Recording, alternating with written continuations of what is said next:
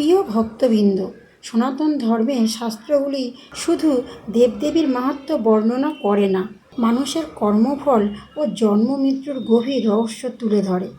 গরুড় পুরাণে বলা হয়েছে, মানুষের প্রত্যেকটি কর্মের হিসাব রাখা হয়, সেই কর্ম নির্ধারণ করে পরবর্তী জন্মের ভাগ্য। আজকের এই কাহিনীতে আমরা জানব কোন পাপের ফলে মানুষ গরু, ছাগল, সাপ কিংবা টিকটিকি জন্ম লাভ করে। এই কাহিনী শুধু ভয়ের নয়, এটি আমাদের জীবনকে সৎ পথে পরিচালিত করার এক মহামূল্যবান শিক্ষা। তাই ভিডিওটি শেষ পর্যন্ত দেখুন এবং ভগবানের নাম স্মরণ করুন। একসময় বৈকুণ্ঠ ধামে ভগবান বিষ্ণুর সম্মুখে গরুড়দেব উপস্থিত হয়ে বিনীত কণ্ঠে প্রশ্ন করলেন, হে প্রভু, পৃথিবীর মানুষ নানা রকম পাপ ও পুণ্য করে, মৃত্যুর পর তারা কোন কর্মের ফলে কোন জন্ম লাভ করে? বিশেষ করে কেন কেউ পশু, সরীসৃপ বা ক্রুদ্ধ প্রাণীর জন্মগ্রহণ করে? ভগবান বিষ্ণু মৃদু হেসে বললেন, হে গরুড়, কর্মই জীবের প্রকৃত পরিচয়। শরীর নষ্ট হয়, কিন্তু কর্মফল কখনো নষ্ট হয় না। আজ আমি তোমাকে সেই গোপন তত্ত্ব জানাবো। গরুর জন্ম কেন হয়? ভগবান বললেন, যে ব্যক্তি পূর্বজন্মে অত্যন্ত স্বার্থপর ছিল কিন্তু মাঝে মাঝে কিছু পুণ্যকর্ম করত, সে গরু জন্ম পেতে পারে। বিশেষ করে যে ব্যক্তি নিজের পরিবার ও সমাজের জন্য পরিশ্রম করলেও আত্মিক উন্নতির কথা ভাবেনি, সে গরু রূপে জন্ম নিয়ে অন্যদের সেবা করার সুযোগ পায়। গরু পৃথিবীর অন্যতম পবিত্র প্রাণী, তাই গরু জন্ম সবসময় শান্তি নয়, অনেক সময় এটি আত্মার শুদ্ধির পথ। এবার এক গল্প শোনাই। এক নগরে ধনেশ্বর নামে এক ধনী ব্যক্তি বাস করত। সে প্রচুর অর্থ উপার্জন করত, কিন্তু দরিদ্রের সাহায্য করত না। মৃত্যুর পর যমরাজ তাকে বললেন, তুমি কাউকে কষ্ট দাওনি, কিন্তু তোমার হৃদয়ে করুণা ছিল না, তাই তুমি গরু জন্ম গ্রহণ করবে এবং সেবার প্রকৃত অর্থ শিখবে। পরবর্তী জন্মে সে এক গরু হয়ে জন্ম নিলেন এবং মানুষের সেবা করে নিজের পূর্বকর্মের ঋণ শোধ করল। ছাগলের জন্ম কেন হয়? গরুদেব আবার প্রশ্ন করলেন, প্রভু, ছাগলের জন্ম কিসের ফলে?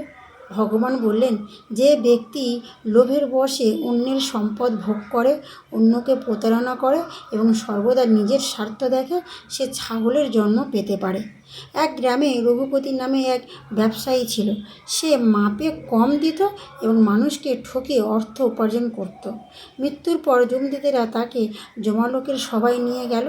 যমরাজ বললেন, তুমি মানুষের বিশ্বাস ভেঙেছ, তোমার লোভের শেষ ছিল না, তাই তোমাকে ছাগলের জন্ম নিতে হবে। পরবর্তী জন্মে সে ছাগল হয়ে মানুষের জীবন কাটাতে লাগলো। তখন সে বুঝল স্বাধীনতার মূল্য কত বড়।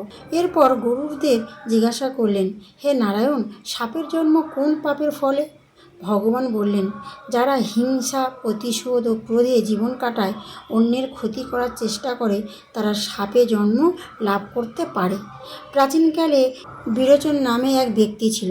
সে সবসময় অন্যের সুখ দেখে জ্বলে উঠত, কারণ উন্নতি সহ্য করতে পারত না। একদিন সে নিজের আত্মীয়দের ক্ষতি করার চেষ্টা করল। মৃত্যুর পর যমরাজ তাকে বললেন, তোমার হৃদয় বিষে পূর্ণ ছিল, তাই তুমি সাপ হয়ে জন্মাবে। পরবর্তী জন্মে সে বিষধর সাপ হয়ে অন্ধকার গর্তে বাস করতে লাগলো। তখন সে উপলব্ধি করল হিংসা মানুষকে কতটা একাকী করে দেয়। গরুড়দেবের মনে আরও কৌতূহল জাগল। তিনি বললেন, প্রভু, টিকটিকির মতো প্রাণীর জন্ম কেন হয়?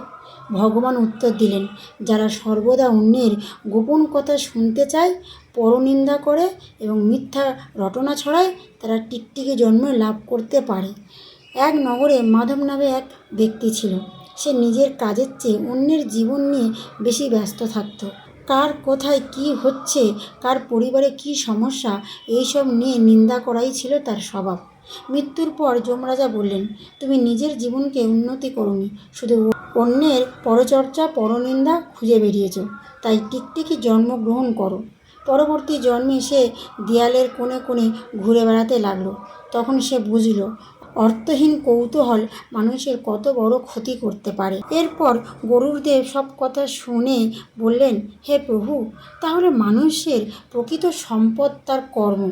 ভগবান বিষ্ণু বললেন, হ্যাঁ গুরুর, ধন, সৌন্দর্য, ক্ষমতা সবই ক্ষণস্থায়ী, কিন্তু কর্মফল আত্মার সঙ্গে বহু জন্ম পর্যন্ত থাকে।